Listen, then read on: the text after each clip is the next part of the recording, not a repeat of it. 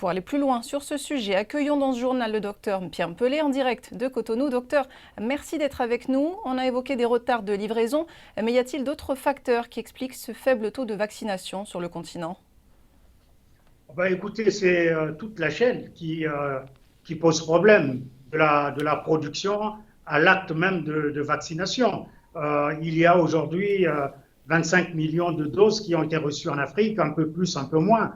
Et on sait aussi que le Maroc, par exemple, c'est 10 millions, un peu plus, un peu moins. Donc, pour 1,2 milliard d'habitants, c'est largement insuffisant. On n'a pas de quoi vacciner toutes les populations dites fragiles qui ont besoin, parce que le vaccin n'est pas encore considéré comme un bien de l'humanité aussi. Donc, il y a des problèmes de disponibilité, donc la production, mais aussi la réticence même des populations, la peur, la désinformation, sont autant de facteurs qui font qu'il y aura, et demain, des problèmes pour que chacun puisse être vacciné comme nous le souhaitons tous d'ici quelques années. Monsieur Mais sans Pelé, oublier le... Pardon. Allez, une troisième vague en Afrique, comme le redoute l'OMS, c'est probable? Écoutez, l'OMS a déjà prédit par 2 fois des vagues. J'espère que la troisième sera démentie. Dans tous les cas, l'Afrique semble épargnée par par une épidémie massive de Covid-19.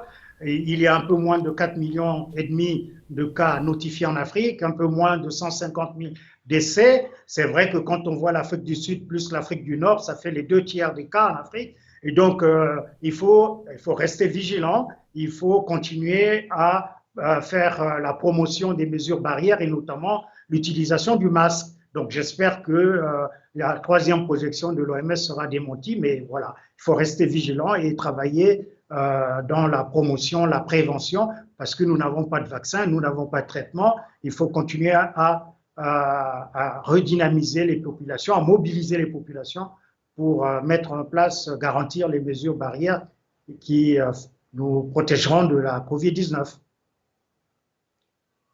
Des brevets sur les vaccins, ce serait la solution?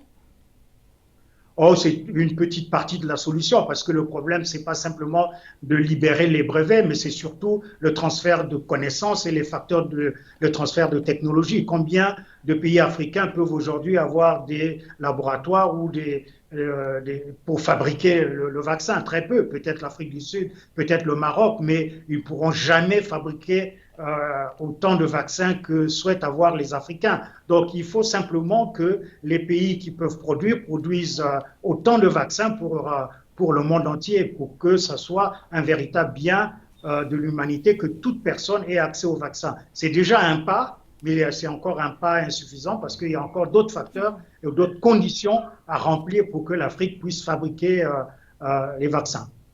Docteur Pierre Pelé, merci d'avoir répondu à nos questions ce soir dans BBC Info.